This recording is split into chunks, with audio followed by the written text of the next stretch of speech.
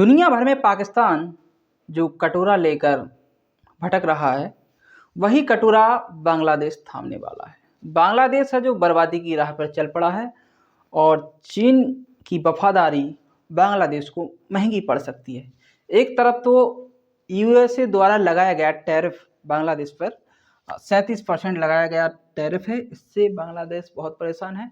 और भारत ने अभी हाल में ही ट्रांसशिपमेंट जो सुविधा है, माल हस्तांतरण जो सुविधा है, वो भारत ने बंद कर दी है पूरी तरह से।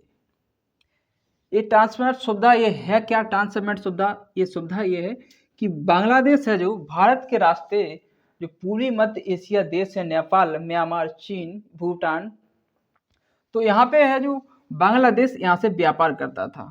नेपाल, म्यांमार, भूटान सहित इन अन्य देशों में भारत के रास्ते जो बांग्लादेश है यहाँ से व्यापार करता था। तो ट्रांसशिपमेंट जो सुविधा है जो भारत ने 2020 में ये लागू की थी बांग्लादेश को, 2020 से लागू होती है और ये अभी हाल ही में भारत ने जो ट्रांसशिपमेंट सुविधा है इसे बंद कर दी है 8 अप्रैल को। तो 8 अप्रैल को बंद क्यों कर दिया इसको?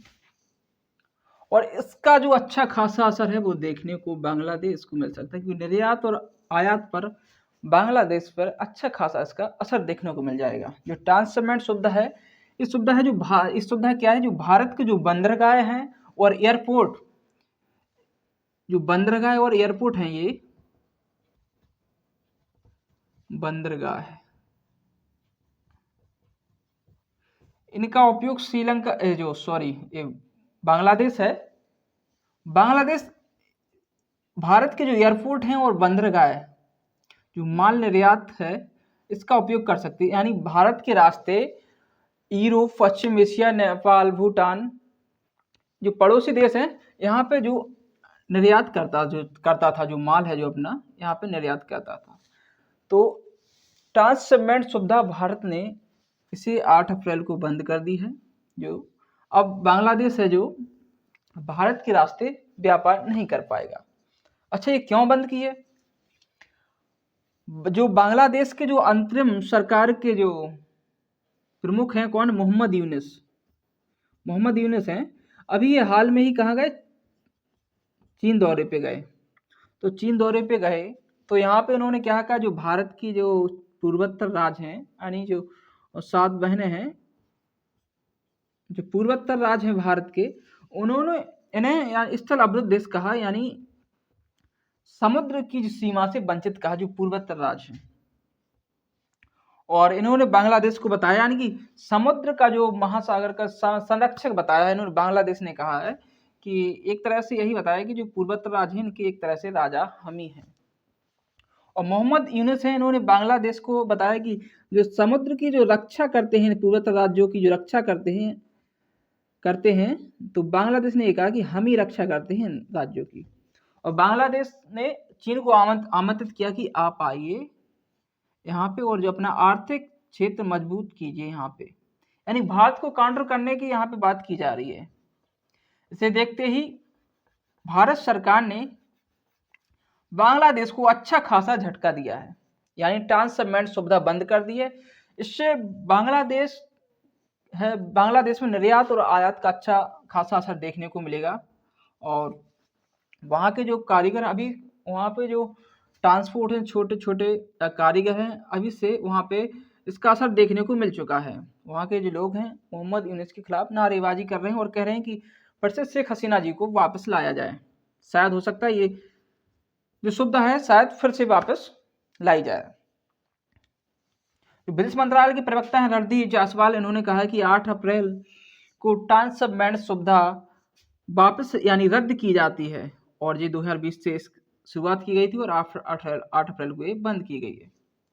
बात करें तो बांग्लादेश है जो दक्षिण एशिया में भारत का सबसे बड़ा व्यापारिक साझेदार यहाँ पे रहा है और भारत एशिया में बांग्लादेश का दूसरा सबसे बड़ा व्यापारिक साझेदार रहा है यहाँ पे।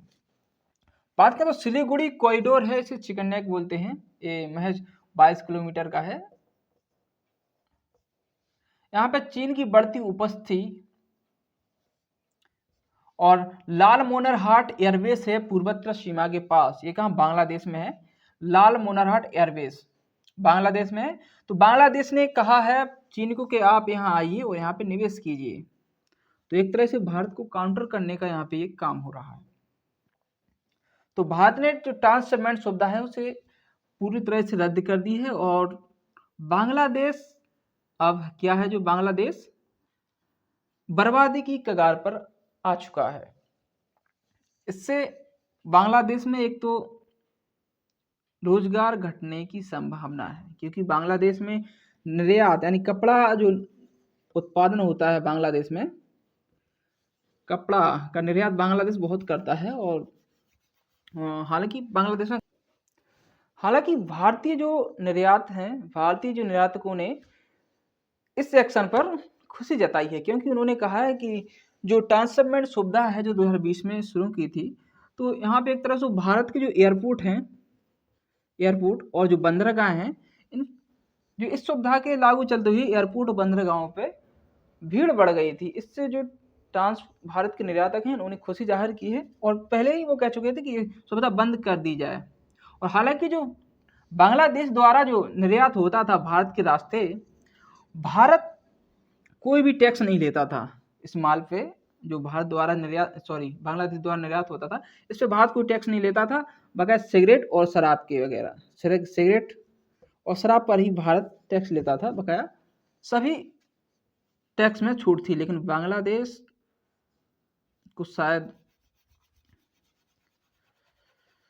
ये बात पसंद नहीं आई और चीन की गोद में जा बैठा।